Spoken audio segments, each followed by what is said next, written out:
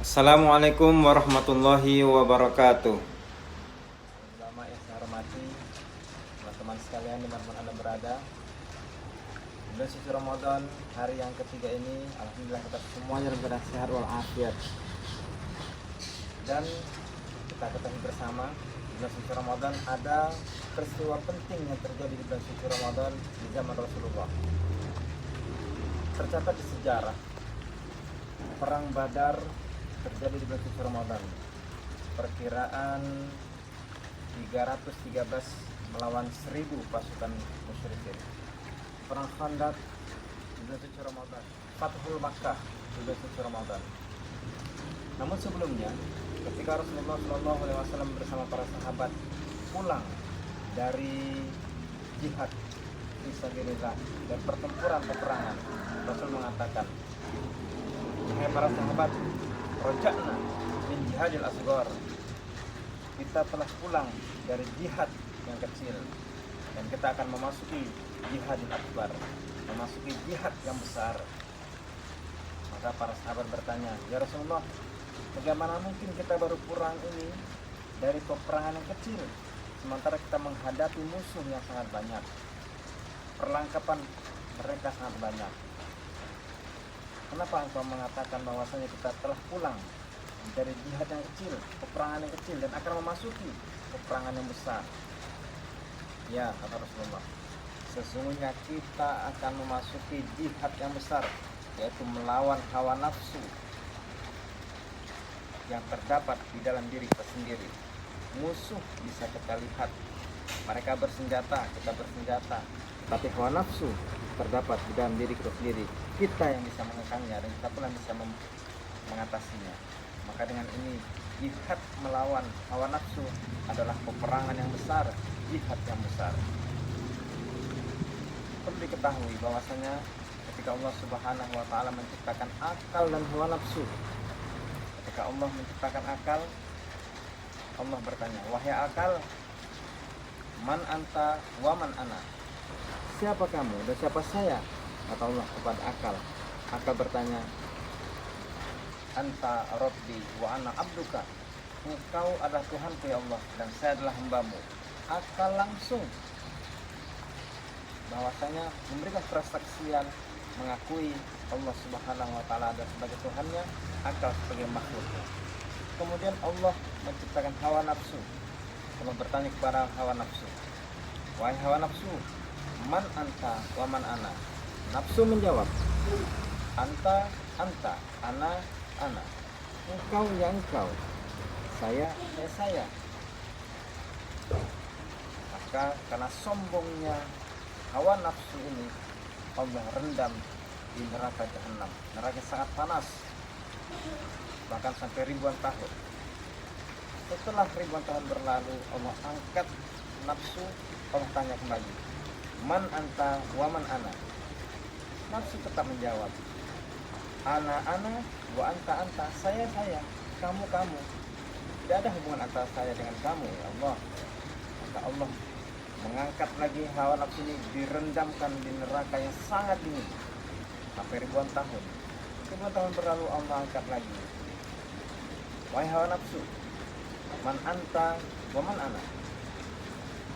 Tetap yang namanya hawa nafsu ini angkuh, sombong. "Anta, anta, ana, ana." Kamu, kamu ya Allah, saya. Tidak ada hubungannya antara saya dan kamu ya Allah. Maka Allah angkat hawa nafsu, Allah rendamkan ke neraka narunjuk, neraka yang isinya lapar.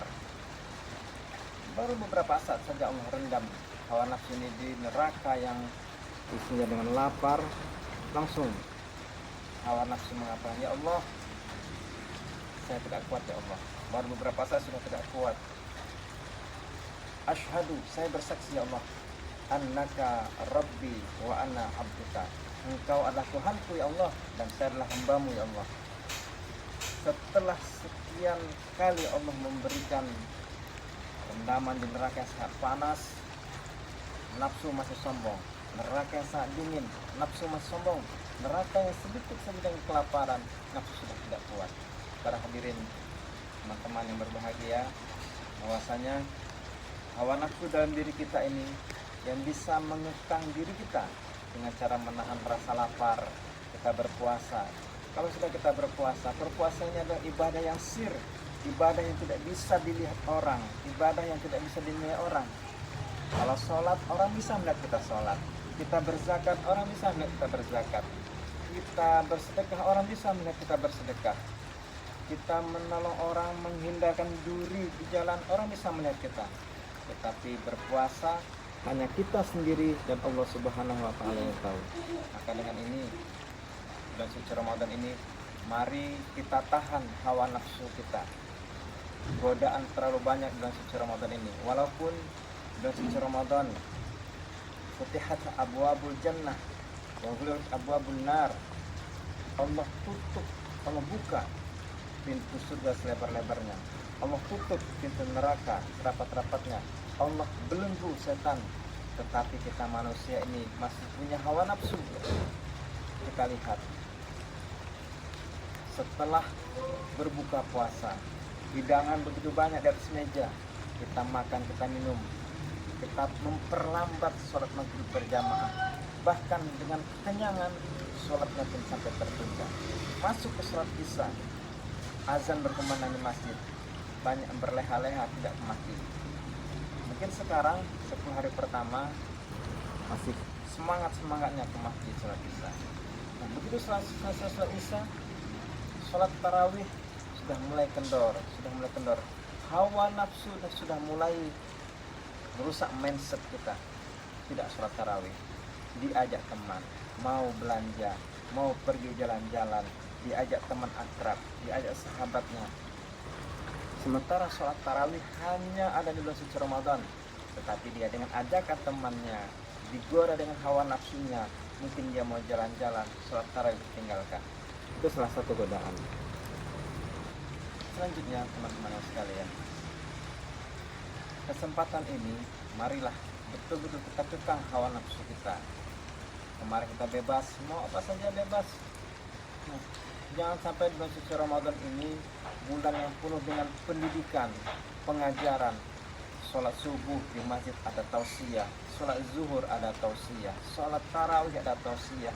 Jangan sampai hati kita, pikiran kita, akal kita kalah dengan hawa nafsu yang ada dalam diri kita, sehingga kita ingin bebas, menganggap bulan Ramadan ini sama saja dengan bulan-bulan yang lainnya, menganggap bahwasanya imbalan di bulan suci Ramadan ini sama saja dengan bulan-bulan lainnya. Mari kita kekang hawa nafsu kita dengan rasa lapar agar kita lebih baik lagi. Bagaimana Rasulullah SAW bersabda, khairun nasi anfa'uhum linnas. Sebaik-baik manusia adalah bermanfaat bagi banyak orang. Nah, salah satunya agar kita bermanfaat untuk banyak orang, akal harus di atas hawa nafsu. Jangan sampai hawa nafsu yang menjajah akal kita. Demikian yang dapat saya sampaikan. Sekali lagi, di bulan suci Ramadan, zaman Rasulullah SAW dengan keadaan lapar, berperang dengan musuh yang tidak seimbang jumlahnya, dengan musuh yang tidak seimbang alat perangnya, tetapi karena mendekatkan diri kepada Allah Subhanahu wa Ta'ala, tingkat ketakwaan Rasulullah, sahabat-sahabatnya tinggi kepada Allah Subhanahu wa Ta'ala, maka Allah memberikan bantuan malaikat dan lain sebagainya.